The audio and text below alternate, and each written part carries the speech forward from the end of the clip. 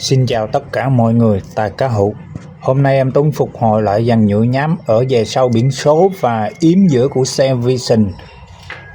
Này là em Tuấn đã phục hồi lại các chi tiết sau thời gian sử dụng sẽ bị bạc màu ở các chi tiết nhựa nhám của xe.